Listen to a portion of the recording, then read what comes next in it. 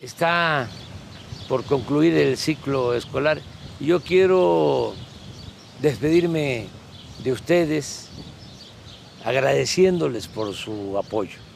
Estoy por terminar mi mandato y quiero agradecerles porque conté con el apoyo de los trabajadores de la educación, con el apoyo de las maestras, de los maestros. Llevamos una muy buena relación. Antes, pues no era así, ustedes lo saben. Hubo un tiempo en que querían echarle la culpa a las maestras, a los maestros del atraso educativo, cuando pues todos sabemos que son varios los factores que impiden el que se avance en lo educativo.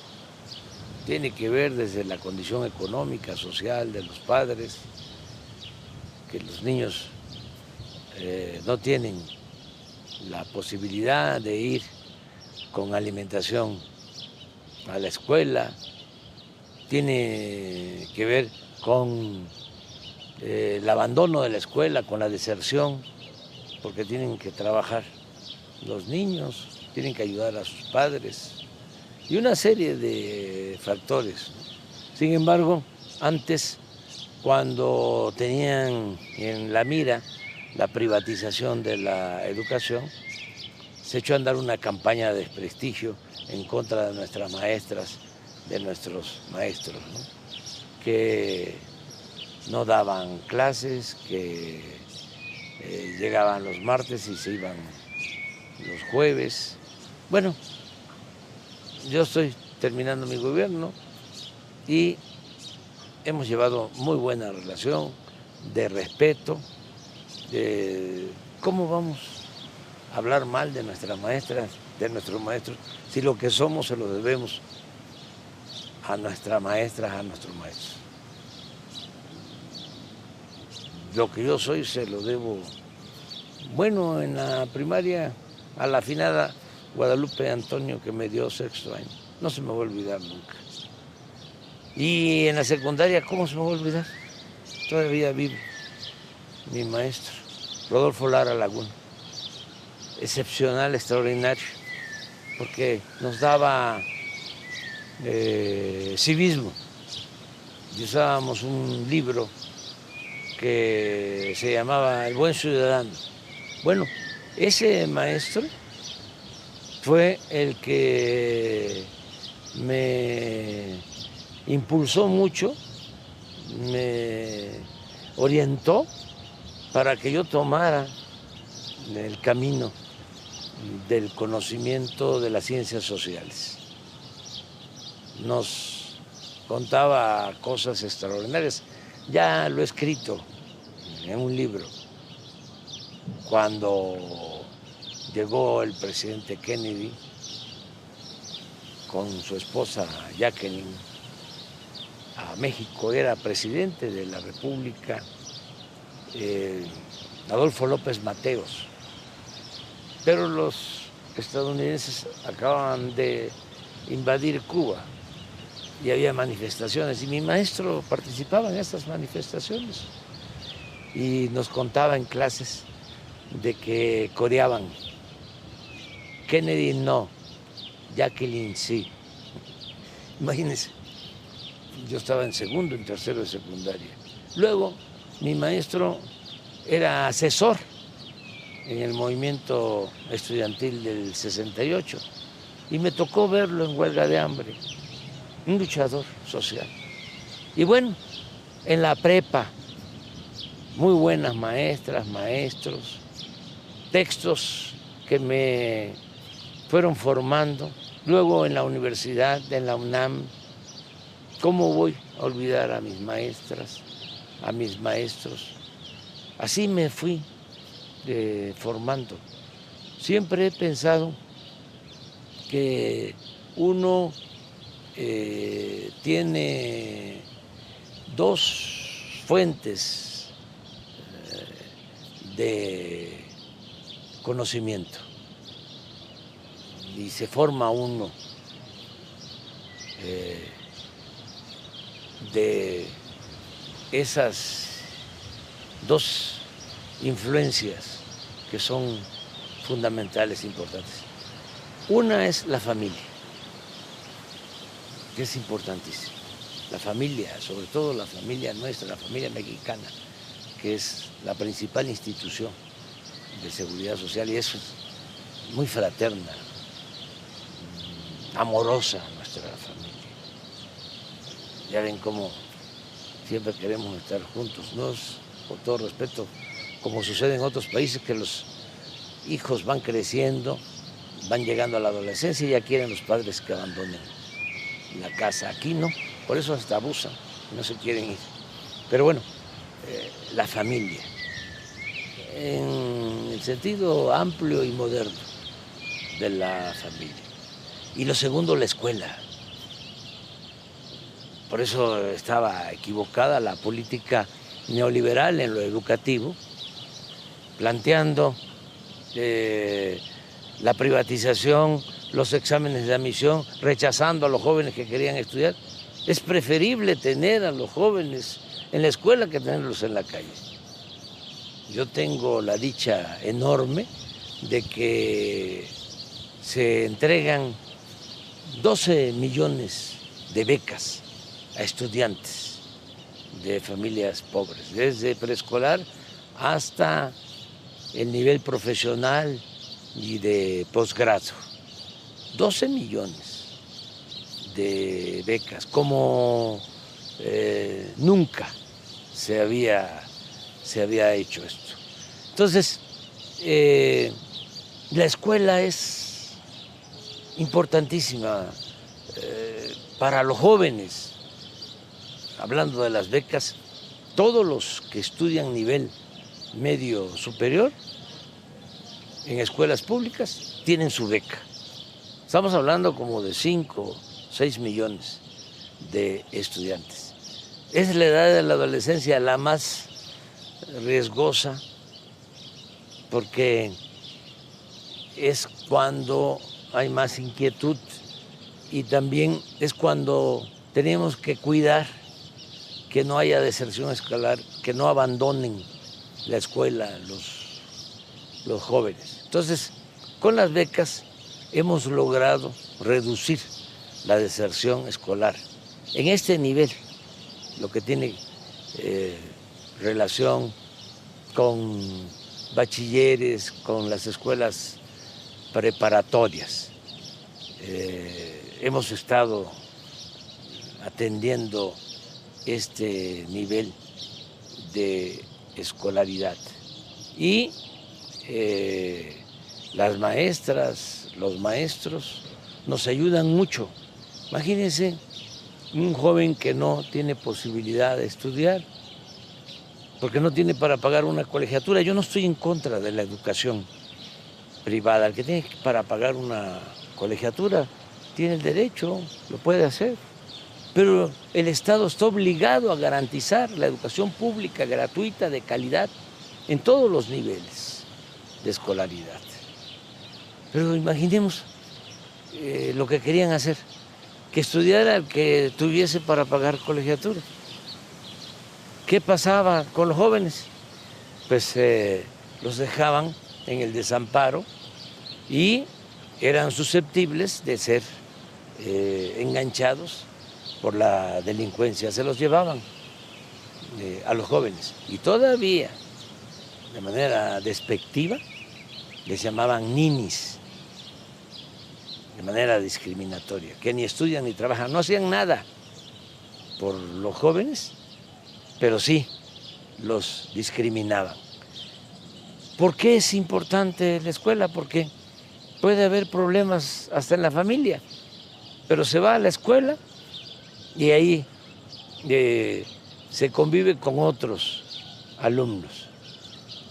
Ahí hay consuelo, ahí hay buenas recomendaciones y las maestras, los maestros. Entonces es la familia y la escuela. Por eso me da pues mucho gusto mandarles un saludo a todas las maestras, a todos los maestros, desde el preescolar hasta el nivel universitario y los que estudian posgrado, maestrías, doctorados, postdoctorados, maestras, maestros. La educación es fundamental. Yo ya termino mi ciclo, me jubilo porque trabajé bastante por la transformación de nuestro querido México. Me voy con mi conciencia muy tranquila y agradeciéndoles mucho, porque siempre nos apoyaron. No hubo en mi gobierno paros, nunca dejaron de dar clases. Y todo consistió en que nos entendimos porque primero les respetamos, segundo mejoramos las condiciones salariales hasta donde se pudo, tercero hicimos reformas para una mejor jubilación, cuatro las becas que les hablaba y cinco mejoramos los contenidos de los libros de texto. Educación científica, pero con humanismo, con amor al prójimo, que esa es la esencia del humanismo. Entonces, pues, felicitaciones por el fin de ciclo y a seguir trabajando en bien de los demás y sacando adelante a nuestro querido México. Y muchas gracias, muchas gracias por lo que ustedes hacen, por la contribución al desarrollo de nuestro país. Un abrazo.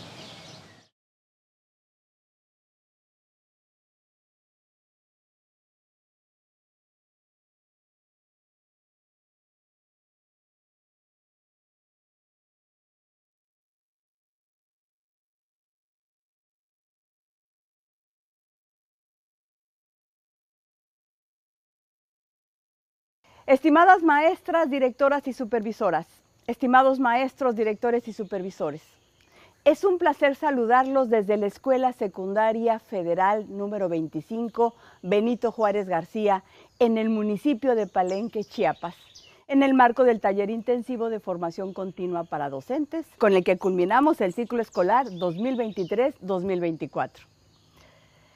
Este año ha sido muy importante para la educación de nuestro país, pues marcó el inicio de la implementación del Plan de Estudio 2022. Sé que este mensaje lo van a escuchar en diferentes momentos y circunstancias porque atravesamos por varias situaciones climáticas en la diversidad que caracteriza a nuestro país. Hemos sido testigos de su compromiso para concretar la nueva propuesta curricular a través del acompañamiento que hemos realizado a las sesiones de los consejos técnicos escolares. Hemos recorrido más de 60,000 escuelas de educación pública inicial, preescolar, primaria y secundaria a lo largo de este ciclo. Casi 8,000 escuelas durante cada sesión.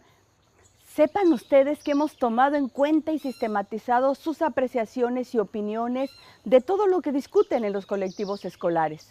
Destaca el fortalecimiento del trabajo colectivo, la toma de decisiones colegiadas y el ejercicio de la autonomía profesional para la construcción del programa analítico y la planeación didáctica.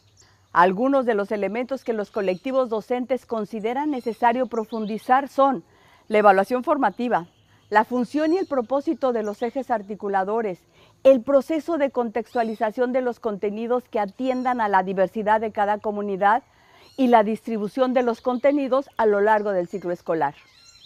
Esto significa conocer más y mejor el plan de estudio. Acercarnos a las maestras y los maestros nos ha permitido escucharlos para comprender que sí hay un cambio de paradigma educativo. Así lo expresa, por ejemplo, la maestra del municipio de Tlatacuitepec, en la Sierra de Puebla, que nos dice: tengo claro lo que necesito enseñar a mis alumnos y sé que puedo hacerlo desde la realidad de esta comunidad. Asistir, acompañarlos, compartir con ustedes en los consejos técnicos nos ha servido también para hablar con directoras, directores, supervisoras y supervisores y pedirles que contribuyan a fortalecer la autonomía profesional de las y los docentes desde su acompañamiento y orientación pedagógica. Desde su concepción, la propuesta curricular de la nueva escuela mexicana se planteó como principio y como una de sus finalidades la revalorización y dignificación del magisterio. En el ámbito pedagógico, la revalorización se expresa en el reconocimiento de que son las maestras y los maestros quienes mejor conocen a las niñas, niños y adolescentes, a las comunidades de las que las escuelas forman parte y tienen una formación que les permite decidir cómo reconocer los saberes de sus estudiantes, cómo enseñarles y cómo valorar lo que están aprendiendo. La autonomía profesional es una atribución que confiere el Plan de Estudio 2022 a maestras y maestros. En las reformas anteriores, muchos docentes experimentaron los efectos de un currículo sobrecargado, fragmentado, homogéneo, que daba poco margen a las necesidades e intereses de las y los estudiantes, así como a la imaginación y creatividad pedagógica de las y los docentes. Era un currículum que ponía énfasis en los resultados de aprendizaje en lugar de los procesos, que prescribía a detalle la labor docente y no daba cabida a los procesos diferenciados que tiene cada persona y comunidad para aprender. Es importante que reconozcamos que el actual plan de estudio está sustentado en una concepción distinta acerca de la enseñanza, el aprendizaje y la evaluación. Por esta razón, en este taller intensivo les invitamos a profundizar en torno a la evaluación formativa. Hemos escuchado las voces de maestras y maestros que nos comentan que requieren conocer estrategias e instrumentos de evaluación formativa que sean congruentes con los planteamientos de la nueva escuela mexicana. Todavía hay mucho que reflexionar y aprender en torno a la evaluación formativa. Por esta razón, en la primera sesión del taller abordaremos el tema recuperando su experiencia docente durante este año y los textos que han revisado. En sesiones anteriores del Consejo Técnico Escolar hemos abordado algunas características centrales de la evaluación formativa, entre ellas el sentido de la evaluación. Evaluamos para apoyar el aprendizaje de nuestros estudiantes. Evaluamos para acercarnos a comprender cómo las niñas, los niños, los adolescentes se están aproximando a los conocimientos. Evaluamos para modificar nuestra intervención pedagógica, para ajustar lo que estamos trabajando cuando es posible en el momento en que desarrollamos nuestra planeación didáctica y también para ajustar nuestras intervenciones futuras. En esta propuesta curricular, la evaluación tiene una dimensión referida a los estudiantes y otra relativa a los docentes, y su propósito es apoyar tanto el aprendizaje como la enseñanza. Para apoyar el aprendizaje de nuestros estudiantes como maestras y maestros, debemos clarificar qué es lo que van a aprender, cuál es el sentido de lo que aprenderán, de ser posible construirlo con ellas y ellos, observarlos, escucharlos, hacerles preguntas, revisar sus trabajos. Cada una de estas estrategias, observar, escuchar, preguntar, requiere ser analizada con detenimiento. Por ejemplo, es importante revisar las maneras en que formulamos preguntas a nuestros estudiantes y reconocer si éstas estimulan sus ideas o si solo les implica completar una frase que hemos iniciado. Si son preguntas que alientan la búsqueda de múltiples respuestas o si tienen una respuesta única, si el trabajo en el aula permite la formulación de preguntas por parte de las y los estudiantes y si damos espacio para que indaguen y profundicen al respecto. También es importante pensar en el tiempo que damos a las y los estudiantes para responder a las preguntas. Esto contribuye a que alumnas y alumnos reconozcan que el aprendizaje requiere cuestionarse sobre este proceso, que lleva tiempo e implica buscar diferentes alternativas.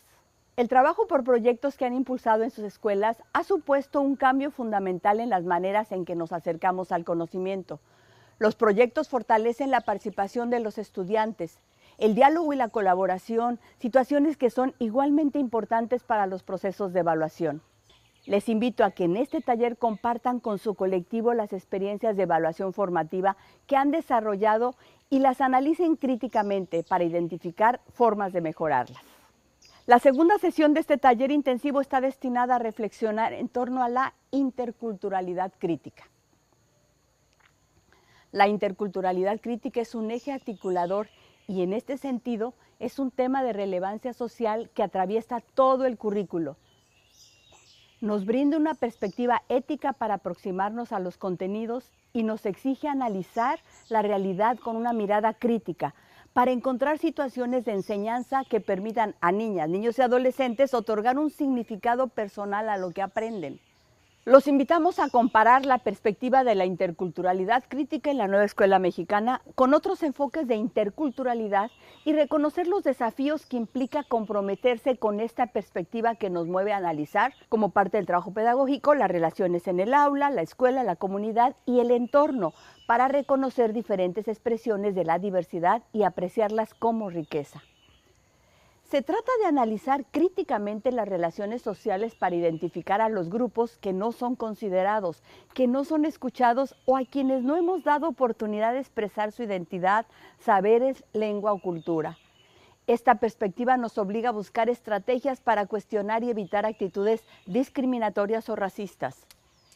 La reflexión y análisis sobre este tema nos permitirá profundizar sobre la función y el propósito de los ejes articuladores, su papel en el proceso de contextualización de los contenidos que atiendan a la diversidad de cada comunidad. Recordemos todo lo que significa en integración curricular el trabajo que día a día se desarrolla en las aulas, los ejes de inclusión, igualdad de género, vida saludable, artes y experiencias estéticas, apropiación de la cultura a través de la lectura y la escritura, pensamiento crítico e interculturalidad crítica del que ahora estamos hablando. Finalmente, para la tercera sesión de este taller, la propuesta de continuar con el trabajo que iniciamos en la anterior sesión del Consejo Técnico Escolar con respecto a la preparación del inicio del ciclo escolar 2024-2025. Ustedes cuentan con mucha información sobre los aprendizajes que alcanzaron sus estudiantes, pero además conocen cómo ellas y ellos se han apropiado de esta nueva forma de aprender. Han tenido oportunidad de trabajar proyectos y en muchos casos de planearlos de manera conjunta y trabajar la evaluación formativa. Ustedes son quienes mejor conocen a las niñas, niños y adolescentes. Todo este conocimiento sobre sus estudiantes es muy valioso y puede apoyar a las maestras y los maestros que van a atender a sus grupos en el próximo ciclo escolar. Les sugerimos que compartan toda aquella información relevante de sus estudiantes del desarrollo del programa analítico y sus planeaciones didácticas y el uso que dieron a los nuevos libros de texto en su trabajo cotidiano. Hay que recordar a las familias la importancia de ir armando una biblioteca en casa que permita conservar los libros de texto, particularmente nuestros saberes, múltiples lenguajes, la cartografía de México y el mundo, y México, grandeza y diversidad. Hemos incluido nuevamente el mensaje de nuestro presidente Andrés Manuel López Obrador, que podrán revisar completo o en cápsulas donde se destaque el papel que maestras y maestros han tenido en la transformación educativa. Estoy segura de que este taller será muy exitoso. Les deseo un feliz receso escolar. Gobierno de México.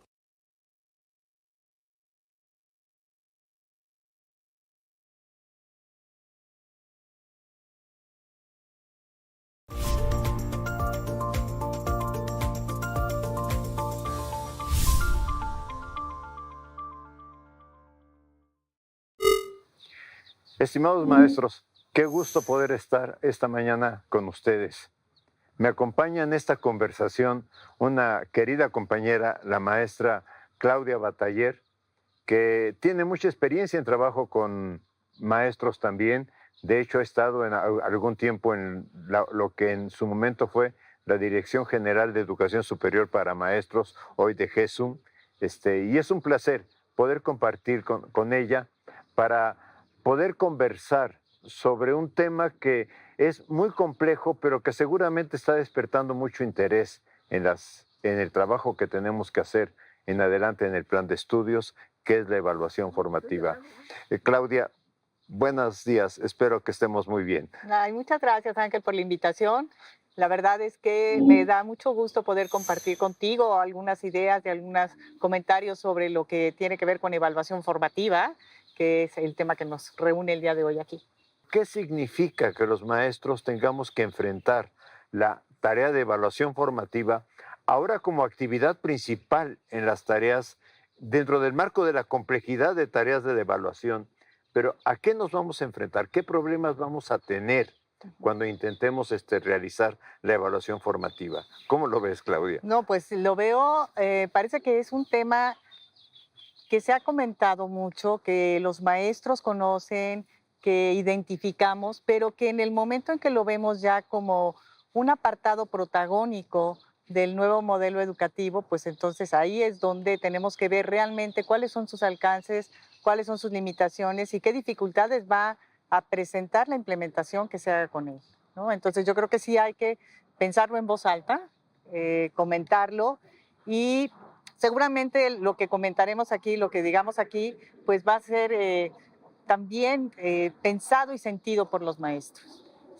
Sí, un problema que veo es que necesitamos empezar a diferenciar las fases del plan de estudios, porque no se puede hacer la evaluación formativa igual en la fase 2, en la fase 3, en la fase 4 y 5 o en la fase 6 del sistema educativo.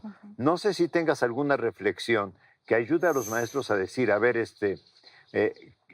¿qué podríamos hacer cuando pensamos, por ejemplo, con niños que están en la fase 2 o fase 3, donde propiamente el lenguaje oral todavía es relativamente complicado, donde el lenguaje escrito es mucho más complicado, pero entonces, ¿cómo hacemos la evaluación formativa con ellos? Yo creo que ese es un punto central. No podemos generalizar la evaluación formativa para todas las etapas de desarrollo. Tenemos que recuperar quiénes son nuestros sujetos de aprendizaje. En este sentido, los alumnos pequeños, pues para ellos el dar manifestaciones, el poder expresar, el poder reflexionar sobre su propio aprendizaje, va a ser algo muy concreto, algo muy específico, vinculado a el dibujo, el juego, la actividad con los otros. Para alumnos que ya se encuentran en una etapa 4, en una etapa 5, van a tener posibilidades de manifestaciones concretas con productos específicos también y con reflexiones grupales más ricas. Entonces yo creo que por supuesto que la etapa de desarrollo tiene que ver para ver cómo implementamos, qué tipo de productos o de actividades son las que llevamos a cabo para recuperar esa evaluación formativa. No se puede generalizar, hay que tomarlo muy en cuenta eso. Y yo pienso que algo muy importante es que los maestros tengamos en cuenta de que lo que se trata, por ejemplo, en todos los casos de diferente forma, es que el alumno reflexione sobre qué está aprendiendo, qué dificultades está teniendo en el aprendizaje, pero sobre todo, qué tiene que hacer para mejorar. Obviamente el niño de la fase 2 probablemente lo puede expresar en dibujos muy sencillos de qué me gustó, qué me gustaría hacer, qué considero, dibujo lo que yo creo que he aprendido, etcétera. Temas que con el alumno de la fase 4, 5 y 6 probablemente tengan que ser más de autorreflexión del estudiante. Y entonces aquí el problema para el docente es saber, ¿y dónde se hace esta reflexión? ¿Hay un espacio particular para esta reflexión? Y yo creo que, bueno, sí, espacios y maneras, ¿no? Los espacios tendrían que, no se pueden establecer. Si estamos hablando de que la evaluación formativa va junto con el proceso que implica regulación y autorregulación para el niño, no se pueden establecer concretamente algunos espacios ni vincularlos con los ejercicios de examen, sino que tienen que ser mirados de otra manera, ¿no? Tienen que ser pensados también por el maestro, pero también por los mismos alumnos. Yo creo que los alumnos pueden dar evidencias del proceso que están llevando a cabo a partir de las preguntas y buenas preguntas que se les hagan para ver cómo está haciendo el proceso, en qué van, qué se les ha dificultado, qué han resuelto con facilidad y que no lo hagan de una manera individual, sino que lo hagan también de manera colectiva. En este sentido, no solamente se trata de la reflexión del niño en un momento dado, sino de la reflexión con los otros. Y a lo mejor el mismo maestro puede ir seleccionando en qué momento es prudente hacer un alto en el camino, mirar y decir cómo vamos, hasta dónde vamos, qué es necesario mejorar, escuchando a los alumnos y también estableciendo él mismo su voz. Y eso me lleva a la necesidad de que él mismo también haga constantemente un acto de reflexión, de autorreflexión. El maestro que vea si las actividades y los recursos con los que está llevando a cabo el proceso de enseñanza-aprendizaje son los que se necesitan, qué puede mejorar, en qué momento. O sea, de alguna manera modelar con el ejemplo esa reflexión. Si el maestro aprende a reflexionar sobre su propia práctica docente, va a estar modelando a los niños el cómo se puede llevar a cabo un proceso de reflexión. Entiendo que lo que me estás diciendo, que es muy importante, es no hay, digamos, en la planeación didáctica que uno pueda decir, la evaluación formativa va a aparecer en la hora 35 Exacto. o en el minuto 35, etcétera. Sino que el maestro tiene que tener mucha sensibilidad para ir viendo cómo va su grupo trabajando, en qué se está comprometiendo y también qué cosas su grupo no está pudiendo realizar. Y en función de ese, yo diría, timing pedagógico, no sé si el concepto lo podamos emplear, el maestro pueda ir diciendo, a ver, detengámonos un poquito y analicemos lo que está pasando. Pero también podría ser algo, sobre todo ya en la fase 3 en adelante y mucho más importante en la fase 5, donde el maestro utilice el examen también como un instrumento de retroalimentación. Esto es, sí, el examen, la pregunta uno la obtuviste bien, la dos mal, etcétera, pero ahora pensemos, ¿a qué se debió lo que nos pasó con las preguntas? Yo creo que esto que acabas de decir es algo muy importante. No debemos de satanizar los exámenes. El hablar de evaluación formativa quiere decir utilizar todos los recursos al alcance para poder acompañar el proceso de aprendizaje. Y también tenemos la obligación de formar a los alumnos en poder resolver diferentes tipos de ejercicios y de exámenes para que puedan afrontar el mundo de hoy.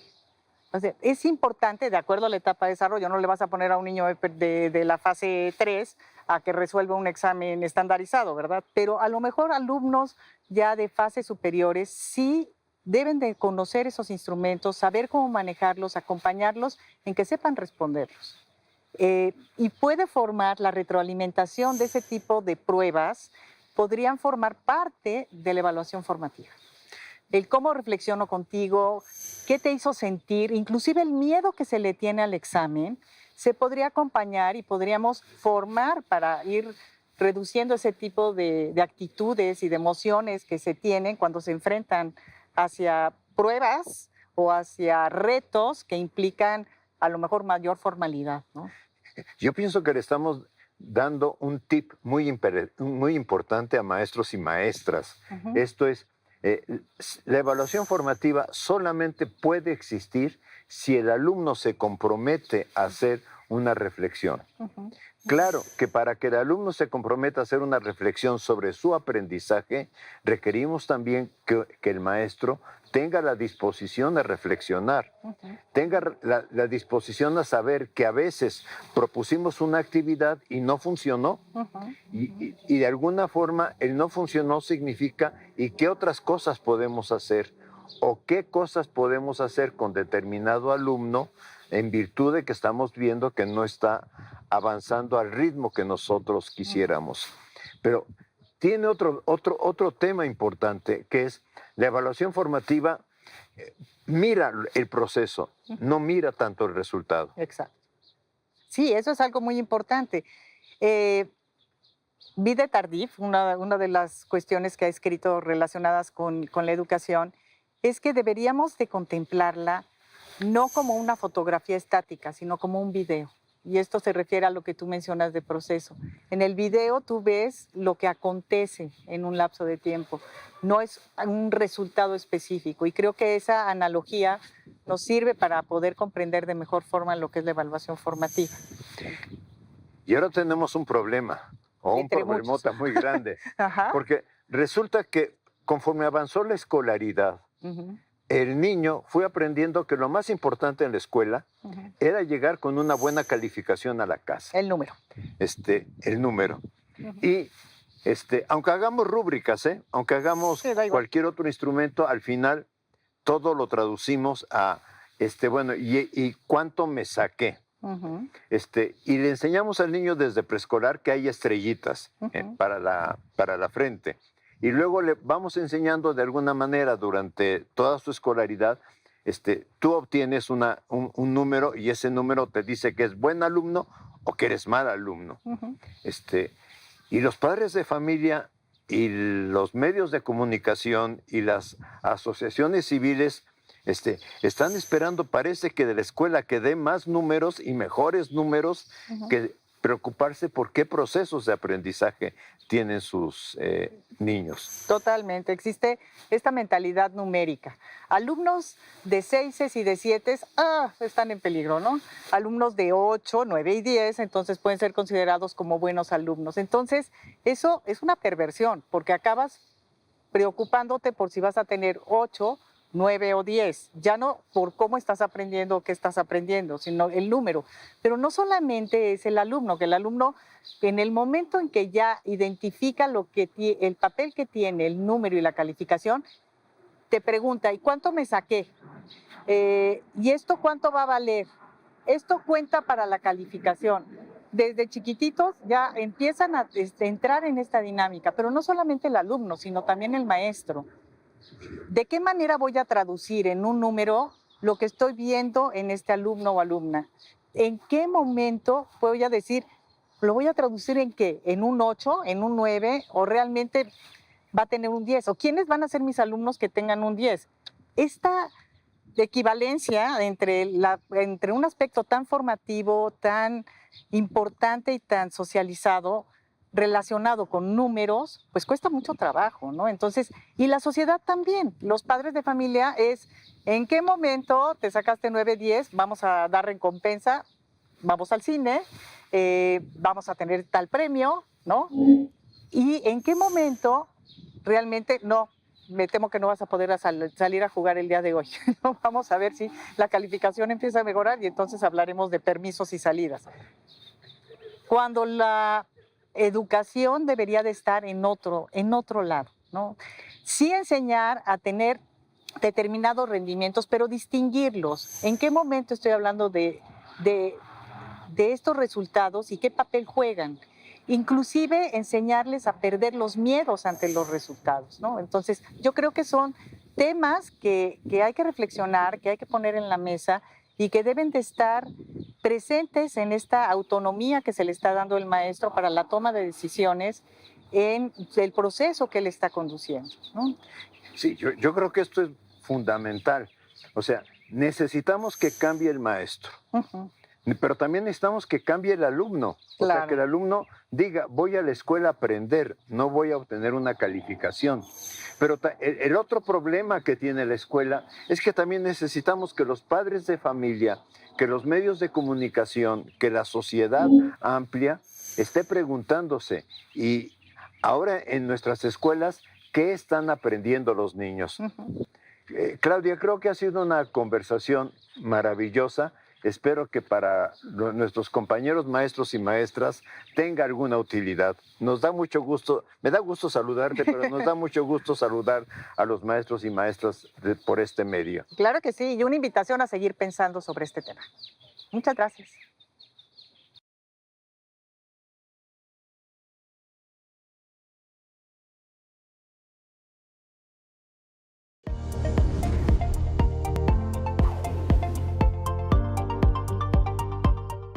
Voy a hacer referencia a un par de puntos sobre la cuestión específica de la interculturalidad crítica como eje articulador.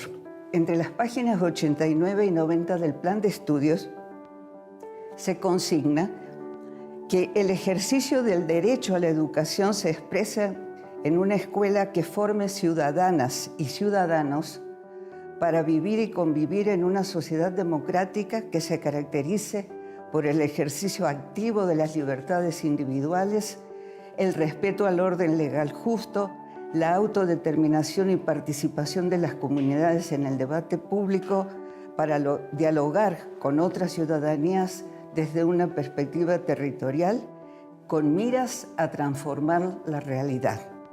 Y también se consigna respecto del papel de los ejes articuladores que la confluencia entre los ejes articuladores y los contenidos conforman un núcleo integrador del trabajo didáctico. En ese contexto, el eje articulador de la interculturalidad crítica propicia una transformación de la manera como se tratan las particularidades socioculturales en la sociedad y en la escuela. Es importante entender primero lo que es la educación intercultural. Y la educación intercultural no debe ser vista como un agregado a los contenidos del plan de estudio. O sea, es más una cuestión de concepción y de forma que de contenidos sobre la interculturalidad. Es una concepción de la educación que parte del reconocimiento de la diversidad sociocultural del país y de los derechos establecidos en la Constitución Nacional y en varias leyes específicas. Desde ese campo se han realizado contribuciones pedagógicas y didácticas importantes. En general, la educación intercultural ha sido planteada desde los estados para llevar a cabo su visión educativa y no siempre coincide con las aspiraciones y las visiones de los diversos pueblos y grupos sociales que forman la sociedad mexicana. Ahora, la perspectiva crítica es una perspectiva justamente crítica de esa manera en que se ha entendido la educación intercultural y está sustentada, esta perspectiva crítica, en una construcción que no venga desde arriba del Estado, sino que sea construida colectivamente en contextos específicos. Entonces, esa perspectiva propone una concepción de la cultura que incluye varias dimensiones que abarcan desde los aspectos materiales y simbólicos de la cultura hasta la generación de nuevas subjetividades, nuevas maneras de pensar, sentir, construir, imaginar. La relación entre culturas ocurre en condiciones de asimetría de poder generadas históricamente y supone entender esta perspectiva que es posible enseñar y aprender desde diversas concepciones generadas por pueblos y comunidades a lo largo de su historia y de sus experiencias vividas.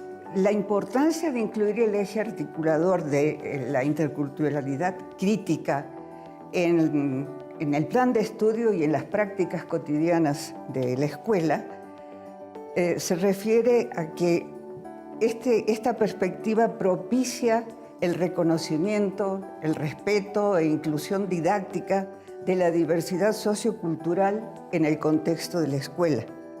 Permite además que los estudiantes identifiquen situaciones de discriminación, racismo o alguna otra forma de violencia y desarrollen ante esas situaciones la capacidad de indignarse. Por último, propicia la búsqueda de soluciones colectivas ante situaciones reales que se subsistan en la escuela en el contexto social específico de cada una. Por supuesto, aquí hay temas sensibles y los docentes tienen que tomar en cuenta el nivel en que se encuentran los estudiantes, su nivel de desarrollo cognitivo, emocional, en fin. No es una receta para todos igual.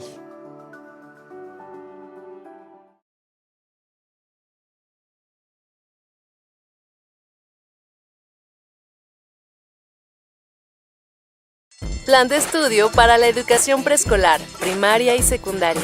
Eje articulador, interculturalidad crítica. Bienvenidas y bienvenidos.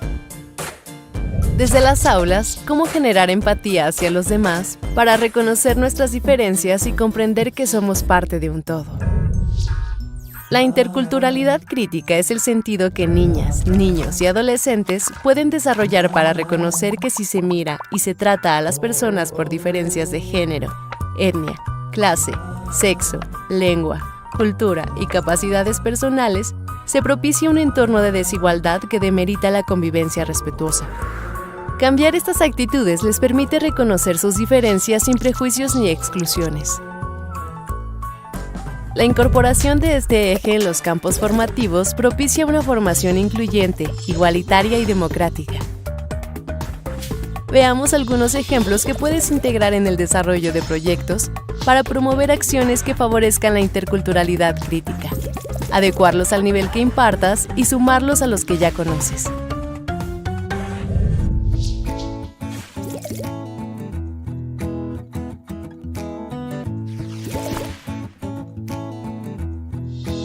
La interculturalidad crítica se comprende desde casa. Todas y todos crecemos en familia, aunque prevalece el concepto de familia tradicional, conformada por mamá, papá, hijas e hijos. Actualmente se identifican varios tipos. Solicita a tus alumnos que realicen un dibujo de su familia, para que platiquen quiénes la conforman y cuáles son las actividades que realiza cada integrante. A partir de la descripción anterior, resalta el valor de las actividades de cada miembro de la familia, y sin importar quiénes la integran, reconocer que los unen lazos consanguíneos, el amor y el respeto mutuo. Respetar los diversos orígenes e identidades son aspectos importantes que se deben trabajar en los primeros niveles educativos. Haz una encuesta al estudiantado sobre si conoce gente de otros pueblos, culturas, grupos sociales o países. Si es así, ¿qué tanto saben de su lengua, de su territorio y costumbres? Descubran si hay comidas, tradiciones, palabras que compartan con estos grupos. Por último, reflexionen que a partir de reconocer al otro en su diversidad, nuestras experiencias de vida crecen y aprendemos a respetar las diferencias. Después de este análisis, pueden cambiar los estereotipos y prejuicios que limitan el desarrollo y los derechos de las personas.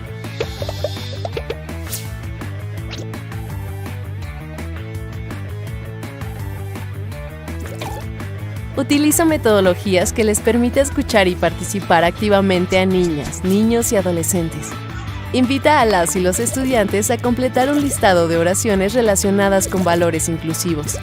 No existen respuestas correctas o incorrectas. Escríbelas en el pizarrón. Por ejemplo, la libertad es, la igualdad es, la dignidad de la persona es, el respeto es, la diferencia es. La intención es que analicen las respuestas e identifiquen si tienen una percepción de integración de valores en el ámbito escolar. Después de analizar las respuestas, seleccionen cuáles están más relacionadas con el sentido de la interculturalidad crítica. Hagan conciencia de la importancia de la aceptación de las diferencias.